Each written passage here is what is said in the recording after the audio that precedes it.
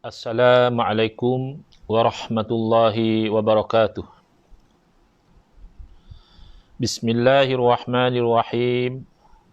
Alhamdulillahi rabbil alamin. Wa afdalus salati wa atammu taslimi ala sayyidina Muhammadin wa ala alihi wa sahbihi ajma'in. Rabbi syrah li sadri wa yassir li amri wahlul 'uqdatam min lisani yafqahu qawli. Subhanaka la ilma lana illa ma 'allamtana innaka antal alimul hakim. Allahumma akhrijna min zulumatil wahmi wa akrimna binuril fahmi waftah alaina bima'rifatil ilmi wa sahhil akhlaqana bil hilm. Waj'alna mimman yastami'una al-qawla fayattabi'una ahsana. Allahumma ati nufusana taqwaha wa zakkiha anta khairu man zakkaha anta waliyuha wa maulaha. Allahumma arinal haqqa haqqan warzuqna ittiba'ah wa arinal batila batilan warzuqna ijtinabah. Allahumma anfa'na bima 'allamtana wa 'allimna ma yanfa'una wa zidna ilman wa huda, amma ba'd. Alhamdulillah muslimin muslimat yang mengikuti siri pengajian secara online melalui FB Live anjuran NGO Ahlus Sunnah wal Jamaah Research Group atau dikenali sebagai ARG, iaitu untuk kita itu membaca, memahami dan mengambil manfaat dari isi kitab Aqidah Ahli Sunnah wal Jamaah, penjelasan sifat 50 ya, sebagaimana yang tertera gambarnya di frame live ini. Kitab yang disusun oleh guru saya Al-Fadhil Kiai Muhammad Idrus Ramli Hafizahullah wa nafa'ana bihi wa bi'ulumihi fid daraini amin. Kita sampai ke muka surat 80 ya, iaitu bahagian yang kedua, maaf ya, bukan muka surat 80, muka surat 85, iaitu bahagian yang kedua, telah masuk membincangkan ketuhanan, al-ilahiyat. Jadi kalau boleh ya, saudara-saudara kita yang ada memandang negatif kepada pengajian sifat 20 ataupun dikenali juga sebagai pengajian sifat 50, maka kalau boleh luangkan masa untuk mendengarkan huraian daripada apa yang dikatakan sifat 20 ini, supaya kita itu tidak berlaku zalim kepada ilmu akidah yang disusun, yang dipermudahkan oleh para alim ulama, yang diambil tidak lain dan tidak bukan daripada Al-Quran dan sunnah Nabawiyah Al-Mutahharah, sunnah Nabi SAW. Jadi kalau ada misalnya didapati daripada huraian pengajian sifat 20 ini yang bercanggah dengan Al-Quran dan sunnah, atau tidak datang daripada puncanya daripada Quran dan sunnah, tolong beritahu supaya dapat kita perjelaskan. Kerana dewasa ini kita dapati memang sudah timbul di kalangan masyarakat ini satu sangkaan yang buruk kepada sistem pengajian tauhid sifat 20 ini, dengan tuduhan seperti sistem pengajian tauhid yang bid'ah, sistem pengajian tauhid berdasarkan ilmu falsafah, sistem pengajian tauhid yang bercanggah dengan Al-Quran dan juga As-Sunnah ya, dan lain-lain tuduhan yang seumpama dengannya. Jadi kita kembali kepada panduan daripada Rasulullah sallallahu alaihi wasallam, iaitu bila ada perkhabaran-perkhabaran sebegini, fatabayyanu, maka hendaklah kamu tu melakukan tabayyun, ambil semaklah. Bukan, kami juga tidak minta supaya telan bulat-bulat apa yang kami datangkan ini, tapi juga adalah satu kezaliman untuk ditolak mentah-mentah tanpa disiasat terlebih dahulu isi kandungannya. Jadi malam ini di muka surat 85 kita mulai dengan sifat wajib yang 20 bagi Allah Ta'ala, iaitu yang pertama wujud. Dah jadi bahasa Melayu, perkataan wujud ini asalnya bahasa Arab tapi telah diguna pakai dalam bahasa Melayu. Jadi kita sebut pun kita sudah faham. Di antara sifat yang wajib di sini bukan wajib syarak. Jangan keliru Kod-kod lah ada sebahagian terbiasa dengan wajib syarak, dia akan terfikir sifat yang wajib bagi Allah maknanya kira berdosa lah kalau Allah tak bersifat macam ni. Bukan. Wajib di sini bukan wajib syarak tetapi wajib akli. Wajib kan hukum akal, hukum ni maknanya isbatu amrin au nafyuhu. Menetapkan satu perkara atau menafikan, itu namanya hukum. Jadi menetapkan atau menafikan ini dia atas salah satu daripada 3 jalan. Sama ada atas jalan syarak, iaitu khitabullah, perintah Allah yang menetapkan atau menafikan, itu namanya hukum syar'i. Nanti akan dibincangkan hukum taklifi, hukum wad'i, hukum taklifi ada berapa dan sebagainya. Itu lebih domainnya kepada ilmu fiqh. Ilmu hukum hakam itu adalah hukum syarak. Kemudian yang kedua adalah hukum adat. Hukum adat ini adalah sesuatu yang ditetapkan atau dinafikan berdasarkan kebiasaan. Adah di sini bukan sebagaimana yang kita bayangkan. Kita bayangkan hukum adat itu macam kita kata adat pepatih, adat temenggung, bukan Adah di sini daripada perkataan bahasa Arab, ada ya'udu yang berarti kembali. Sesuatu yang kembali, natijahnya begitu. Dia ada kaitan dengan sebab musabab, cause and effect. Jadi hukum adat ini biasanya dia akan kaitkan ada dengan ada, ataupun ada dengan tiada, atau tiada dengan ada, atau tiada dan tiada. Hukum adat itu domainnya adalah dalam urusan seharian dan ada kaitan dengan hukum fiqh. Hukum fiqh ni hukum syarak. Tapi hukum syarak tu ditetapkan, diambil kira hukum adat. Contohnya lah apa hukum minum air? Ini ada air di sini, air masak ataupun air tapis, air tapisan. Okey, apa hukum minum air ni? Bismillahirrahmanirrahim. Apa hukum? Harus. Tetapi bayangkan kalau dalam cawan ini yang ada adalah racun, Apa hukum minum racun? Jawabnya haram. Kenapa? Kerana adah kebiasaannya berulang-ulang kali kita cuba, orang yang minum racun mati. Maka diambil kira hukum adat tadi. Dikaitkan ada minum racun dengan adanya mati, datanglah hukum syarak haram minum racun. Padahal kalau kita lihat daripada hakikat tauhid, racun itu sebenarnya tidak memberi kesan. Kerana dari segi hakikat tauhid, makhluk tidak memberi sebarang kesan. Yang memberi kesan kematian itu adalah Allah Subhanahu Wa Taala. Berarti boleh saja Allah Subhanahu Wa Taala matikan seseorang tanpa dia minum racun, dan boleh juga Allah Taala tidak mematikan seseorang walaupun orang itu minum racun. Kerana antara minum racun dan mati itu hanya hukum adat. Hukum adat ini dia berdasarkan eksperimental. Biasanya ulang cuba macam itulah berlaku. Minum racun mati, minum racun mati, minum racun mati. Tapi ada kalanya minum racun tak mati. Dan ada kalanya tak minum racun, bukan ada kalanya, kerap kali juga orang tak minum racun pun mati. Jadi itu namanya hukum adat. Diambil kira hukum adat ini dalam menetapkan hukum syarak. Baik. Sementara yang dalam domain ilmu akidah, yang menjadi hukum yang utama dibincangkan adalah hukum akal. Maknanya sesuatu itu ditetapkan, ada ataupun dinafikan, kita kata tiada, atau kita katakan boleh jadi ada atau tiada, itu berdasarkan ketetapan akal. Saya bagi contoh supaya kita mudah faham, dan sesiapa yang biasa ikut kuliah saya mungkin sudah biasa dengar contoh ini, iaitu misalnya kita tadi, katalah rumah kita 2 tingkat. Jadi tadi lepas sembahyang isyak, kita tunaikan solat tarawih di tingkat bawah. Memang tingkat atas tadi sebelum maghrib kita dah tutup tingkap, kita dah kunci, kita dah tengok barang di atas tu kemas dan sebagainya. Lalu kita tunaikan meriah di bawah tu, kita dengan keluarga kita kita solat tarawih, kemudian kita berselawat dan berdoa dan sebagainya. Selesai pada solat tarawih, kita nak tidur, naik ke atas, kita lihat pintu tingkap kita pecah.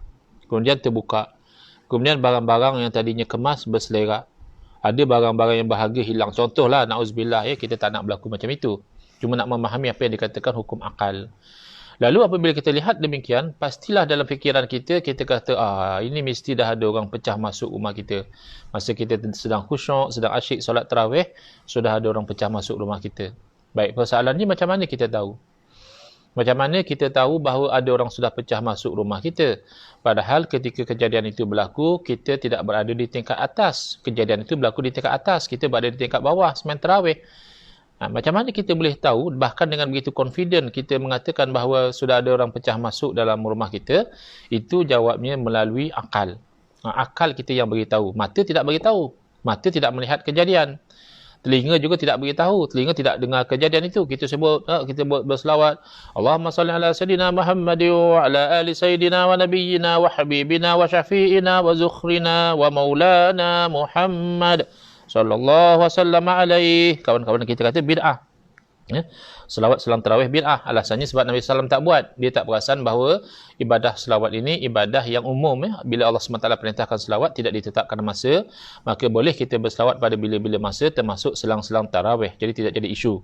Jadi kembali kepada contoh tadi, yang memberitahu kepada kita bahawa ada orang telah pecah masuk dalam rumah kita, ambil barang-barang berharga, itu namanya akal. Kerana mata, telinga tidak memberitahu. Mata, telinga tidak berada di tempat kejadian. Maka yang memberitahu kepada kita adalah akal. Itu namanya hukum. Maknanya akal yang menetapkan mesti ada orang sudah pecah masuk rumah. Itu namanya wajib akli. Wajib akli sesuatu yang akal tidak boleh terima benda itu tidak ada. Akal kita kata pasti ada orang sudah masuk pecahkan rumah kita, curi barang-barang. Kemudian katalah anak kita, anak kecil lah, misal kata umur 4 tahun tapi dah petah bercakap.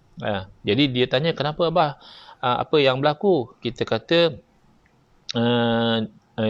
inilah adik, dah ada orang pecah masuk rumah kita lah adik, curi barang rumah kita. Budak umur 4 tahun ni dia cakap, adik rasa lah abah, tak ada orang pecah lah abah, dia jadi sendirilah. Budak kecil cakap macam itu. Jadi kita terus akal kita akan kata, takkanlah, mustahil lah. Tingkap yang tadi tertutup terbuka sendiri, cermin yang tadi elok pecah sendiri, barang-barang yang tadi elok berselerak sendiri, ada yang hilang sendiri. Mustahil. Maknanya sesuatu yang akal tidak boleh terima benda itu ada berlaku perubahan tapi tidak ada orang yang mengubahnya, itu akal kata tak mungkin, mustahil. Itu hukum akal yang kedua, namanya mustahil. Hukum akal yang ketiga itu namanya jaiz. Jaiz ni maknanya akal boleh terima. Kalau dikatakan ya pun akal boleh terima. Kalau dikatakan tidak pun akal boleh terima. Berbeza dengan wajib dan mustahil. Wajib akal hanya boleh terima ya. Ada, akal boleh terima. Dan akal memang mesti terima ada. Ada orang pecah masuk rumah. Mengatakan tak ada, akal tak boleh terima. Yang akal tak boleh terima itu namanya mustahil. Mengatakan tingkap pecah, terbuka, barang hilang, tapi tak ada orang buat, itu mustahil. Akal tak boleh terima. Tapi kalau ditanyakan, boleh jadi tak yang pecah rumah tu adalah penagih dadah? Akal kata boleh jadi. Boleh jadi tak yang pecah rumah tu adalah pencuri profesional, bukan penagih dadah, dia memang kerja dia mencuri? Boleh jadi. Boleh jadi tak orang yang mungkinlah, na'udzubillah terdesak musim-musim PKP ni, tak ada duit, tak ada apa, pecah masuk rumah orang je lah. Dia bukan pencuri profesional, bukan juga orang hisap dadah, tapi orang yang terdesak misalnya. Boleh jadi tak? Boleh jadi. Jadi boleh jadi. Inilah ia pun akal boleh terima, tidak pun akal boleh terima, itu namanya jaiz, harus. Jadi inilah yang akan membantu kita memahami akidah, iaitu dalil akli ataupun hukum akal yang terbahagi kepada 3. Wajib, sesuatu yang akal tidak boleh terima, benda itu tidak ada. Mustahil, sesuatu yang akal tak boleh terima, benda itu ada. Dan jaiz, sesuatu yang akal boleh terima kedua-duanya. Ada atau tidak ada, akal boleh terima kedua-duanya. Itu namanya jaiz. 3, ingat ya.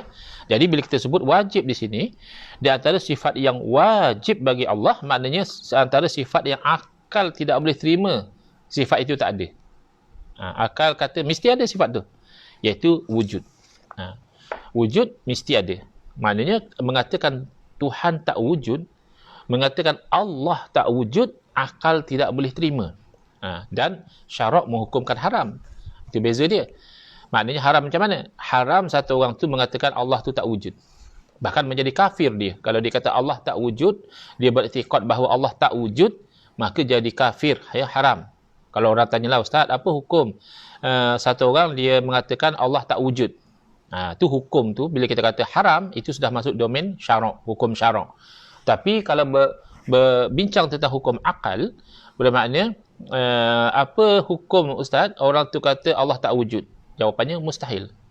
Mustahil Allah tak wujud. Maknanya wajib Allah tu wujud. Maka wujud itu sifat yang wajib. Di antara sifat yang wajib, yakni akli, bagi Allah Ta'ala adalah sifat wujud. Tapi jangan salah sangka pula. Ada sebagian orang dia sangka oleh kerana kita kata ini akli, akal, maknanya kita mengenepikan Quran dan Sunnah. Tidak. Maknanya wujudnya Allah Ta'ala itu ditunjukkan oleh akal. Akal yang sihat akan menunjukkan kepada wujudnya Allah. Kemudian wujud Allah juga ditunjukkan oleh dalil Quran dan hadis. Quran dan hadis juga menunjukkan bahawa Allah Subhanahu Wa Taala wujud. Jadi jangan salah faham, ya. Bila kita kata dalil akli, bukan bermakna menafikan dalil naqli. Naqli maknanya naqala yanqulu, asalnya pindah. Naqli makna kita naqal, kita ambil daripada Quran, kita naqal, kita ambil daripada sunnah. Akli yang akal menunjukkan. Jadi kedua-duanya menunjukkan kepada wujud Allah Subhanahu Wa Taala. Dengan erti bahawa wujudnya Allah itu wajib menurut akal kerana zatnya, bukan kerana alasan illah, dan bukan kerana sebab akibah.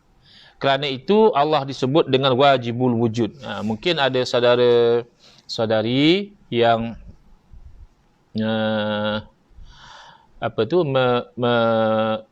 mengikuti page saya petang tadi, mungkin dalam sekitar 6 lebih tadi, saya ada upkan satu posting. Posting itu sebenarnya adalah saya modify, saya perdetailkan lagi daripada jawapan saya kepada satu soalan yang ditanya melalui PM, personal message, bertanya tentang orang yang mengatakan kita tu, kalau kita percaya Allah tu boleh dilihat di negeri akhirat, maknanya kita tu mujassimah.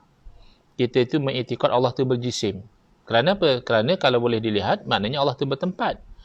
Jadi, kamu kata Allah tak bertempat. Dalam masa yang sama, kamu berkeyakinan bahawa Allah tu boleh dilihat di hari akhirat. Jadi, maknanya Allah bertempat. Jadi, orang tu tanya kepada saya, ya, itu bukan kata-kata dia lah. Kata-kata orang lain. Wallahualam siapa. Jadi, macam mana kata dia nak jawab? Jadi saya kata berlakunya percakapan yang macam itu adalah kerana punca, ya, kebanyakan punca sesat dalam akidah ini adalah cenderung menyamakan Allah seperti makhluk. Ya, menyamakan Allah seperti makhluk itu salah satu punca kesesatan, penyelewengan di dalam akidah. Jadi percakapan macam itu saya kata kerana dia menganggap ada talazum, ada saling memistikan. Kalau begini, mesti begini. Kalau begini, mesti begini. Itu namanya talazum, mesti. Jadi, dia menganggap ada talazum antara melihat Allah dengan Allah bertempat. Bermakna kalau Allah boleh dilihat, mesti maknanya Allah itu bertempat. Kalau Allah itu bertempat, maknanya mesti Allah itu boleh dilihat. Itu namanya talazum. Jadi, ini adalah sesuatu yang batil fi haqqillah. Talazum sebegini adalah satu perkara yang terbatal pada hak Allah Subhanahu Wa Taala, dan talazum yang samalah yang menyesatkan golongan Mu'tazilah, sebagaimana talazum ini juga menyesatkan golongan Mujassimah. Sama-sama mengatakan kalaulah Allah itu boleh dilihat di hari akhirat nanti, di dunia ini kita sepakatlah manusia tidak melihat Allah Taala, tetapi di akhirat nanti kita ahli sunnah wal jamaah beriman, berkeyakinan bahawa kita akan lihat, ya, orang-orang mukmin di alam syurga nanti mereka akan lihat Allah Subhanahu Wa Taala. Jadi kata mereka, baik Mu'tazilah maupun Mujassimah, mereka mengatakan kalau Allah boleh dilihat di hari akhirat, bermakna Allah itu bertempat. Cuma natijah daripada menyangkakan talazum sebegini membawa kepada natijah yang bertentangan. Antara Mu'tazilah dengan Mujassimah ni, mereka saling bertentangan. Tapi sangkaan mereka sama. Sangkaan mereka adalah kalau Allah Ta'ala boleh dilihat di hari akhirat, bermakna Allah Ta'ala itu bertempat. Lalu Mu'tazilah membuat conclusion, oleh itu Allah Ta'ala tidak boleh dilihat. Di hari akhirat Allah tidak boleh dilihat. Kerana Allah tidak bertempat. Dia bawa ke sana.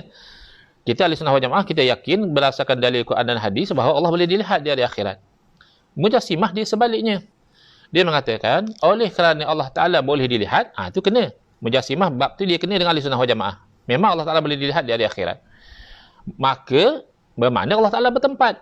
Yang itu dia bercanggah dengan Ahli Sunnah wal Jamaah. Yang Mu'tazilah tadi, bab yang dia mengatakan bahawa Allah Ta'ala tak bertempat, itu dah kena dengan pegangan Ahli Sunnah wal Jamaah.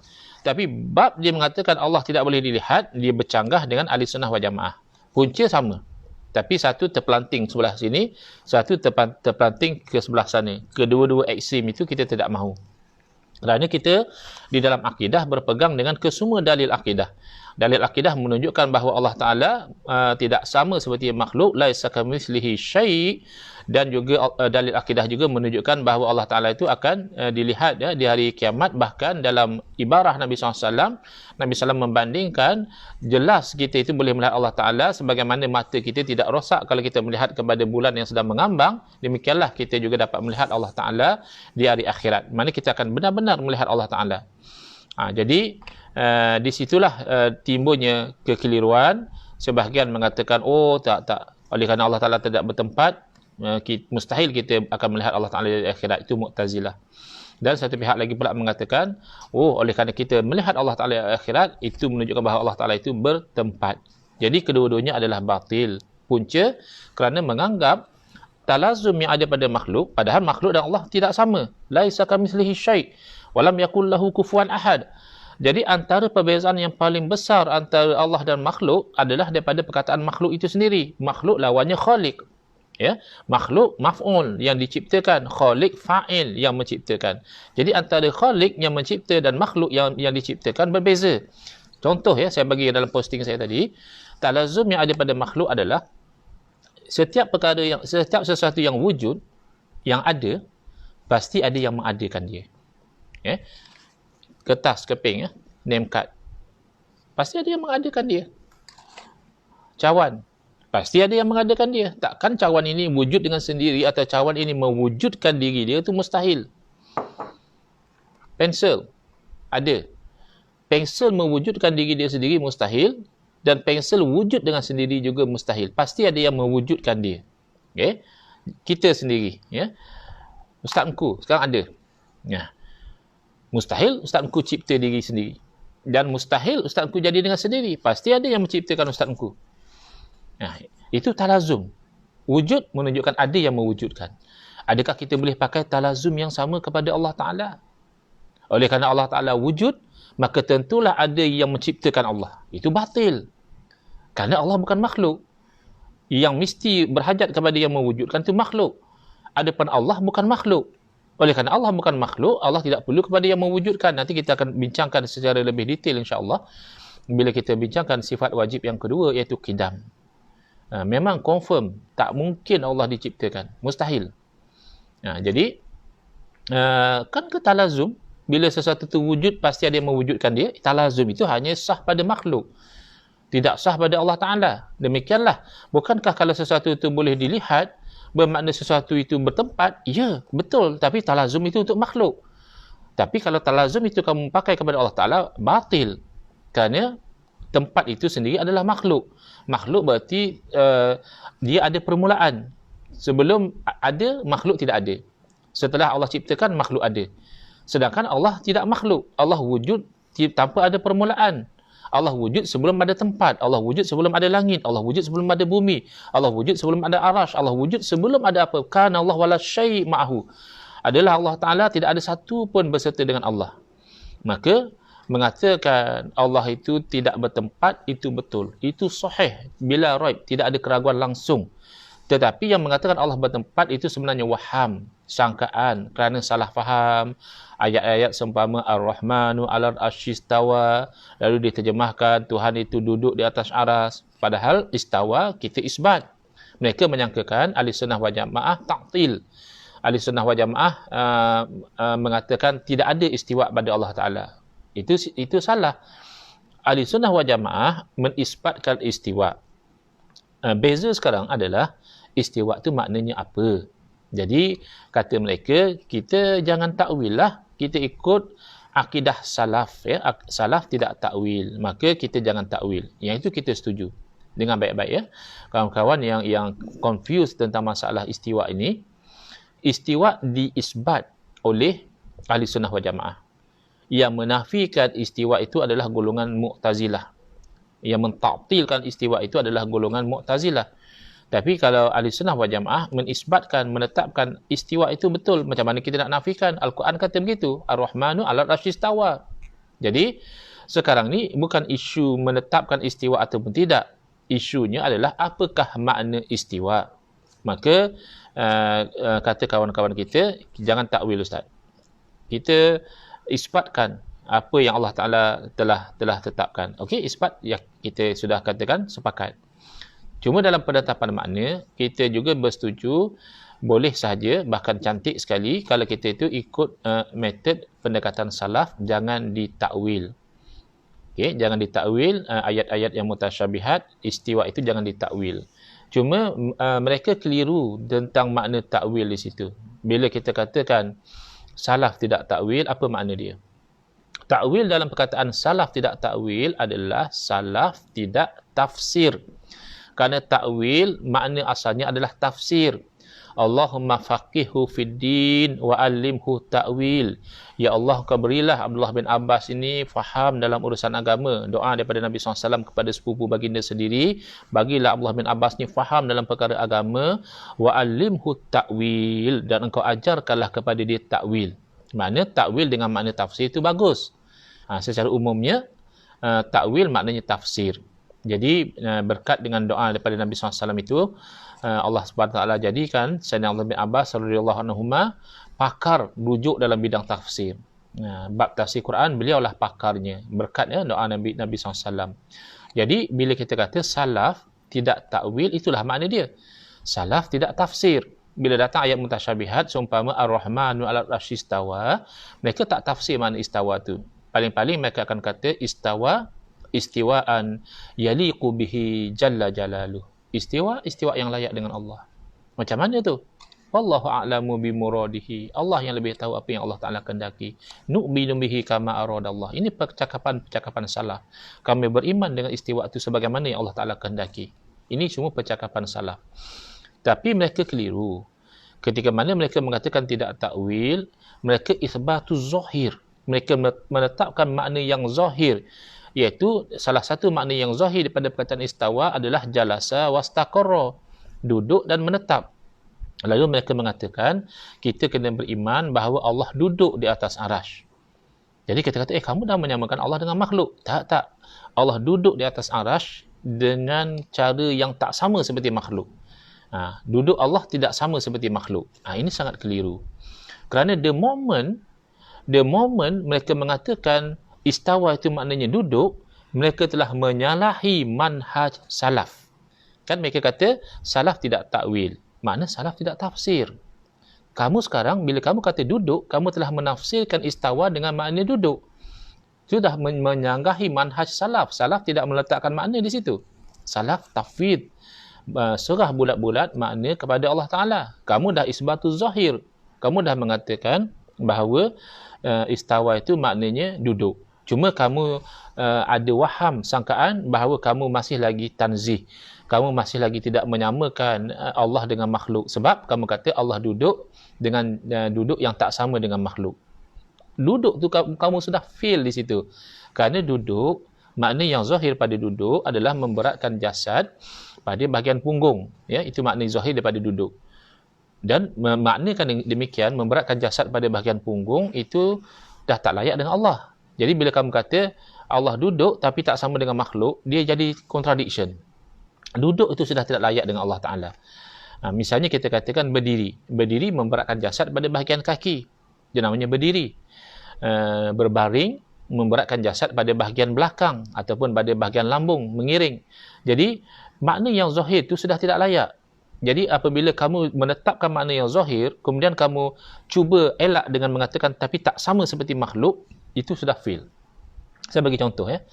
Boleh tak kita terima satu orang mengatakan Allah melahirkan anak dengan cara yang tak sama seperti makhluk? Jelas batil. Perkataan tak sama seperti makhluk tu sudah tidak menyelesaikan masalah lagi. Kerana awal-awal lagi beranak itu sudah tidak layak dengan Allah Ta'ala. Jadi kalau satu orang mengatakan, ya Allah beranak, Allah ada anak, tapi Allah beranak tak sama dengan makhluk beranak. Allah beranak, Allah punya anak, tapi tak sama dengan cara makhluk mempunyai anak. Tak menyelesaikan masalah. Kerana beranak dan mempunyai anak itu sudah tidak layak dengan Allah Ta'ala. Jadi kena faham elok-elok ya, kawan-kawan kita ni, saya kadang-kadang kasihan ya. Mereka sangka kita benci pada mereka. Dan bahkan kadang-kadang bila kita tengok cara mereka berinteraksi dengan kita, cara mereka komen pada kita, seolah-olah kita boleh rasakan kebencian itu ada. Kita bukan benci kepada saudara-saudara kita ini, tapi kita rasa kasihan kerana mereka berada dalam kekeliruan. Elok dah, awalnya dah elok, mereka nak ikut akidah salaf, cantik, tapi along the line tu, dia tergelincir. Dia terkeliru, menyangkakan bahawa salaf menetapkan makna yang zahir.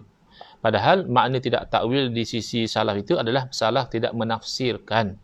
Jadi di situlah ada kesepakatan antara generasi salaf dengan generasi khalaf. Ya, sebab tidak ada antara kita yang ambil ilmu direct daripada salaf pun ya. Kita kadang-kadang perasan kita ikut salaf ya. Sebenarnya kita hanya mengambil ilmu daripada khalaf, yang mengambil ilmu daripada khalaf, yang mengambil ilmu daripada khalaf sampai satu peringkat khalaf mengambil ilmu daripada salaf. Jadi salaf dan khalaf sebenarnya ada ahli sunnah wal jamaah dan ada yang bercanggah dengan ahli sunnah wal jamaah. Dengan arti kata di zaman salaf pun ada yang menyeleweng. Mu'tazilah misalnya sudah wujud di zaman salaf, Syiah telah wujud di zaman salaf, Khawarij telah wujud di zaman salaf yang berperang dengan sahabat Nabi dan berperang dengan Sayyidina Ali, itu Khawarij. Khawarij bukan ahli sunnah wal jamaah. Jadi di zaman salaf sudah wujud golongan yang bercanggah dengan ahli sunnah wal jamaah. Jadi yang penting sekarang ni salaf ataupun khalaf, ahli sunnah wal jamaahnya yang kita nak. Bukan maknanya kita kata semata-mata kerana ini katakan salaf, maka kita kata kita berpegang dengan dia. Bukan itu maksudnya. Maksudnya adalah pegangan salaf, pegangan sahabat Nabi, tabi'in, tabi'in. Bukannya pegangan seperti Musailamah Al-Kazab, itu hidup di zaman sahabat. Bukan pegangan seperti Khawarij, hidup di zaman sahabat. Syiah, hidup di zaman sahabat. Bukan. Pegangan salaf atau khalaf mesti ahli sunnah wal jamaah. Jadi sama antara salaf dan khalaf pada sudut tanzih. Pada sudut tidak meletakkan makna yang zahir. Jadi di sinilah kita kena faham makna takwil yang kedua. Tadi makna takwil yang pertama adalah tafsir. Makna takwil yang kedua adalah, ini makna yang teknikal ya. Tadi makna yang lughawi. Makna yang lughawi, takwil maknanya tafsir. Makna yang teknikal bagi kalimah takwil adalah sarful lafzi an ma'nahu zahiril mutabadiri ila zihni ila ma'nan akhara lidalilin yaqtadi hadha sarf. Panjang sikit minta maaf, saya ulang lagi sekali.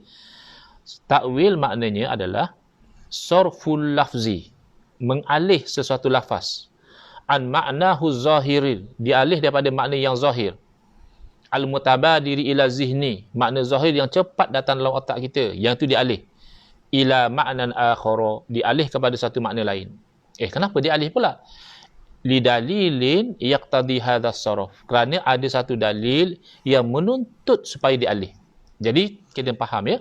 Oleh kerana itulah takwil, ada takwil yang sahih, ada takwil yang fasid, ada takwil yang batil. Apa beza dia antara takwil yang sahih dengan takwil yang batil? Takwil yang sahih lidalil, dialih kerana ada dalil. Adapun takwil yang fasid, yang batil, itu bi ghairi dalil. Takwil tanpa ada dalil itu nama abasun.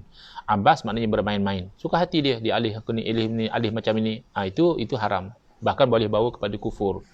Tapi kalau takwil alih makna kepada makna lain kerana dalil menuntut supaya dialih, maka kena alih. Saya bagi contoh dari segi bahasa, kemudian saya bagi contoh dari segi ayat Quran ya.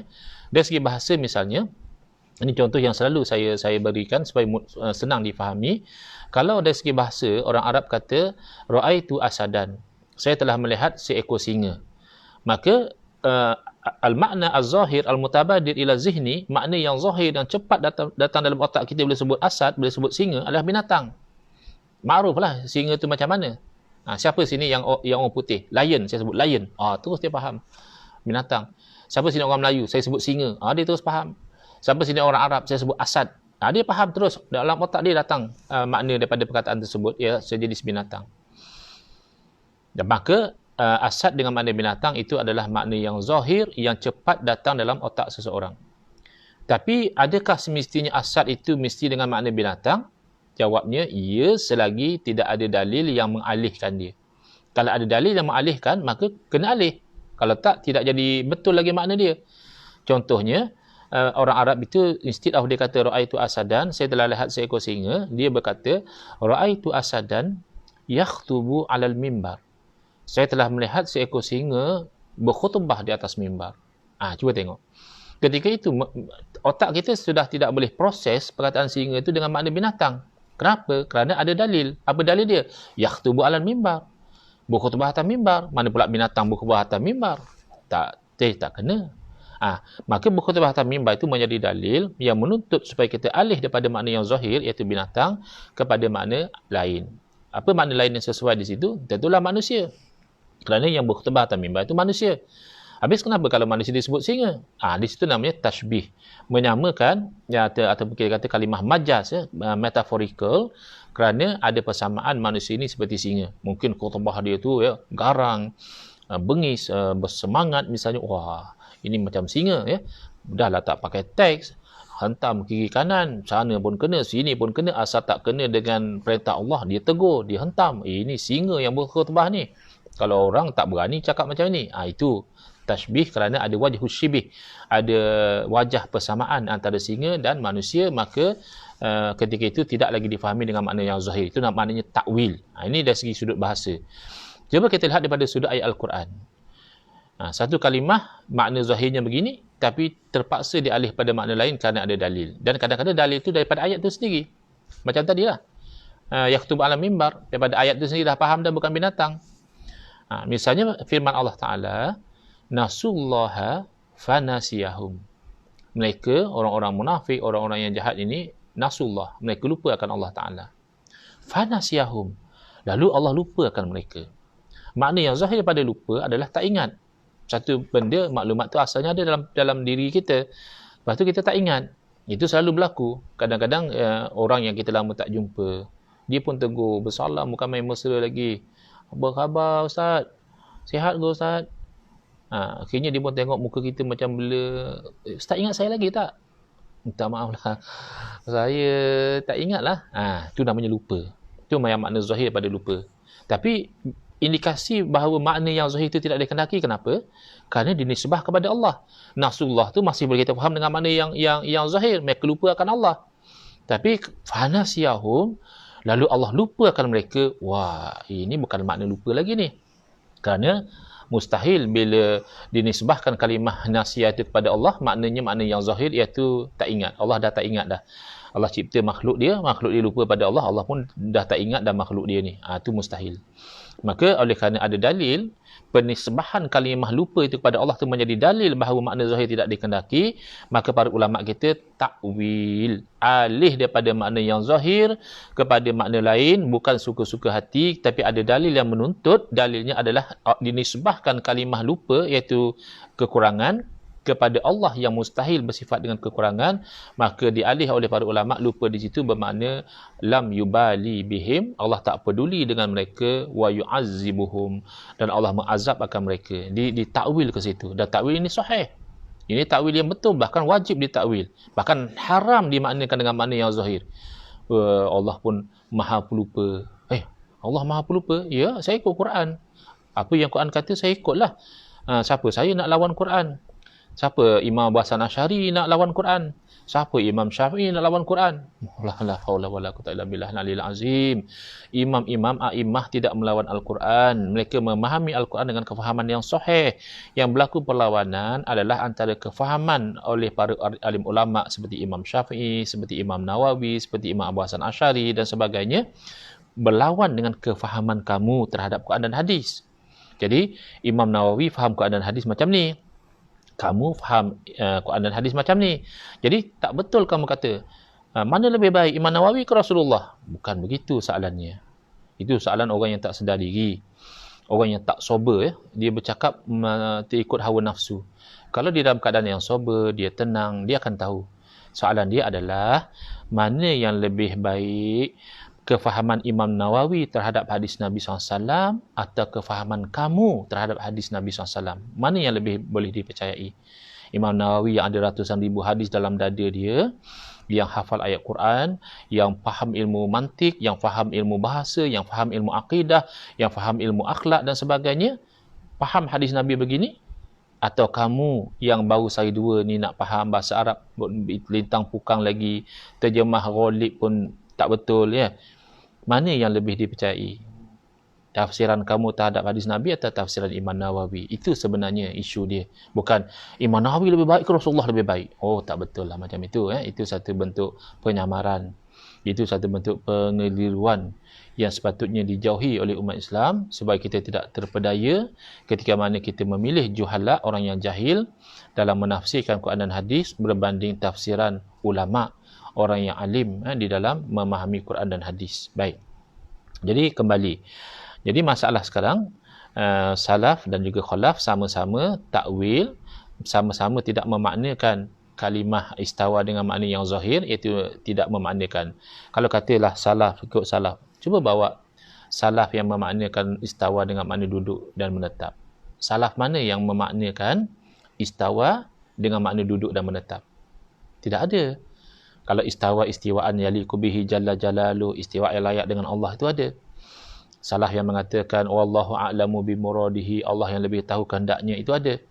Salaf yang mengatakan nu'minu bihi kama aradallah, kami beriman dengannya sebagaimana yang dikehendaki oleh Allah, itu ada. Atau bersalaf yang memberi amaran wasu'alu anhu bid'ah, tanya macam mana istiwa ini bid'ah, itu ada. Tetapi salaf yang memaknakan istawa dengan makna duduk, dengan makna bertempat, yang memaknakan dengan makna Allah duduk ada jarak sekian daripada tepi arasy dengan Allah. Nauzubillah min zalik. Ini iftira ala salafis soleh.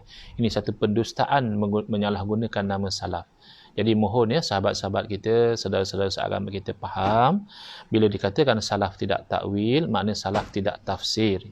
Tapi ada juga salaf yang meletakkan tafsiran tertentu yang sesuai dengan akidah, sementara khalaf kebanyakannya bila mereka takwil secara tafsil.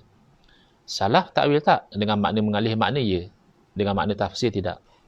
Dengan makna mengalih makna, salaf mengalihkan daripada makna yang tidak layak kepada makna yang mereka serah kepada Allah Ta'ala. Itu maknanya takwil secara ijmal, secara keseluruhan. Sementara kebanyakan khalaf, mereka takwil secara tafsil, mereka alih daripada makna yang tidak layak, iaitu duduk atau menetap atau bertempat, itu dialih kepada makna yang sesuai dengan akidah. Salah satu makna yang ada terpayung dalam kalimah istawa adalah istaula, menguasai. Jadi kalau kita maknakan Ar-Rahmanu 'alal 'arsy istawa dengan makna Ar-Rahmanu 'alal 'arsy istaula, Tuhan yang Rahman di atas arasy dia istiwa, dan Tuhan yang Rahman di atas arasy dia menguasai. Nah, jadi itu adalah kalimah yang dari segi akidah tak salah. Tapi pastikah memang Allah Ta'ala maksudkan istaula? Tak pastilah. Mana pun ayat mutasyabihat, wa ma ya'lamu ta'wilahu illallah. Dalam satu qiraat tidak ada yang tahu makna sebenar daripada ayat mutasyabihat kecuali Allah. Bila Allah saja yang tahu, maka kalimah istaula pun hanya satu ijtihad yang maknanya tak salah, dari segi akidah tak salah, tapi belum pasti. Tapi kalau ikut qiraat yang kedua, dia tidak wakaf di situ. Wa ma ya'lamu ta'wilahu illallah tu dia sambung lagi. Wa ma ya'lamu ta'wilahu illallahu warasikhuna fil ilmi. Tidak ada yang tahu makna ayat mutasyabihat kecuali Allah, dan ulama-ulama, orang-orang alim yang mendalam ilmu, mereka juga tahu makna ayat mutasyabihat. Maka di situ boleh jadilah orang yang alim ini memaknakan dengan makna seperti mana yang dimaknakan oleh Sayyidina Abdullah bin Abbas, oleh Sufyan As-Sauri radhiyallahu anhum. Mereka ini ada kalanya seperti khalaf, iaitu mereka mentakwilkan dengan takwil yang tafsil. Mereka memaknakan ayat mutasyabihat itu dengan makna yang khusus, yang tafsil, yang terperinci. Itu insya-Allah kita akan jumpa dalam penerangan-penerangan yang akan datang bagaimana salaf sendiri dalam ayat-ayat mutasyabihat yang tertentu, mereka tidak lagi takwil secara ijmal, secara umum serah pada Allah, tapi mereka takwil secara tafsil. Mereka letakkan satu makna lain yang dari segi bahasa ditanggung oleh perkataan itu, dan dari segi akidah tidak bercanggah. Jadi saya simpulkan ya, tak banyak kita bergerak di sini, tapi tak apa, sebab saya fikir ini satu poin yang penting ya. Saya cuba simpulkan, moga-moga Allah bukakan pintu kefahaman kepada kita semua, termasuklah kepada saudara-saudara kita yang mungkin kita kata mengaku sebagai salafi tapi mungkin agak keliru tentang apa yang dikatakan akidah salaf itu. Saya cuba fahamkan begini ya. Perkataan bahasa Arab boleh difahami dengan makna yang hakiki, makna yang zahir, atau boleh difahami dengan makna yang majazi, yang metaphorical. Asal kita faham perkataan dengan makna zahir, dengan makna hakiki. Tapi kalau ada dalil, indikasi yang menunjukkan bahawa makna hakiki itu tak sesuai, tidak dikehendaki, maka barulah kita fahami dengan makna yang metaphorical. Itu perkataan bahasa Arab. Al-Quran dalam bahasa Arab. Maka demikianlah Al-Quran asalnya difahami dengan makna yang zahir, makna yang hakiki. Tapi kalau ada dalil yang mengalihkan, maka perlu dialihkan. Maka berkaitan dengan ayat mutasyabihat, sebagai contoh, Ar-Rahmanu 'alal 'arsy istawa, kita nak ikut manhaj salaf, silakan, bagus ya. Cantik manhaj salaf itu, kita boleh ikut. Apa dia manhaj salaf? Tidak takwil. Apa makna tidak takwil? Tidak tafsir. Tidak dimaknakan istawa itu. Jadi kalau begitu macam mana? Serah pada Allah lah. Serah pada Allah, contohnya istiwaan yaliku bihi jalla jalaluh, istiwa yang layak dengan Allah.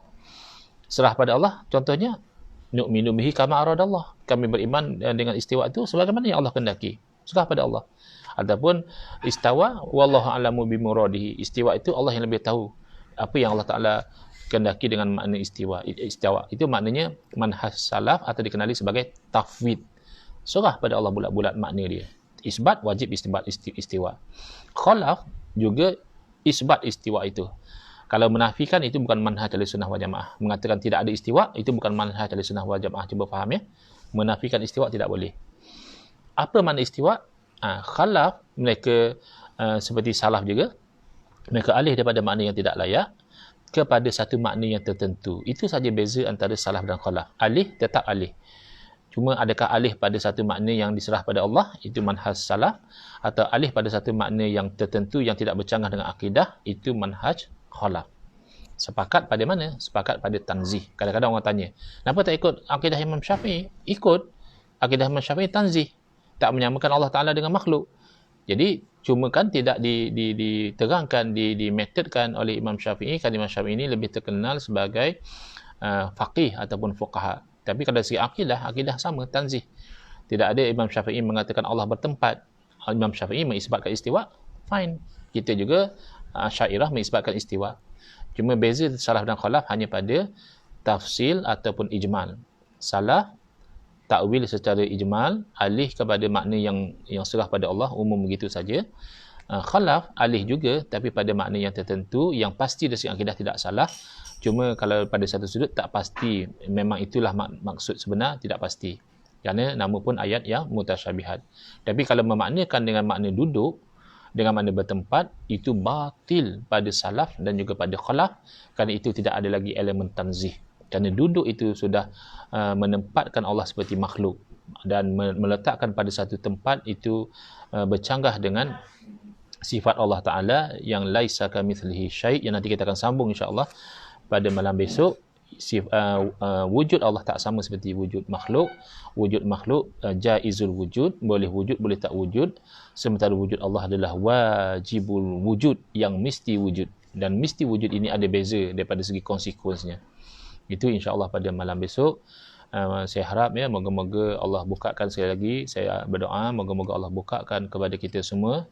Tak kisahlah ya, yang datang ini sama ada bermanhaj Asy'ariyah ataupun yang asal datangnya negatif dengan Asy'ariyah, tak ada masalah. Asalkan kita sama-sama ikhlas untuk mencari kebenaran, insya-Allah sooner or later Allah akan bukakan kepada kita pintu kefahaman. Sama-sama kita berdoa dan moga-moga Allah perkenankan doa kita. Bismillahirrahmanirrahim. Alhamdulillah bil alamin wassalatu wassalamu ala asyrafil anbiya'i wal mursalin wa ala alihi wa sahbihi ajmain. Allahumma shrah sudurana wa asin akhlaqana wa azim ujurana wa nawwir qulubana bi nuri hidayatika kama tarda bi nuri syamsika abadan abada bi rahmatika ya arhamar rahimin. Allahumma iftah alaina abwabal ilmi. Allahumma iftah alaina abwabal fahmi. Allahumma iftah alaina abwaba kulli khair wa sallallahu ala sayyidina Muhammadin wa ala alihi wa sahbihi wasallam walhamdulillahi rabbil alamin. Amin ya rabbal alamin wal afu minkum.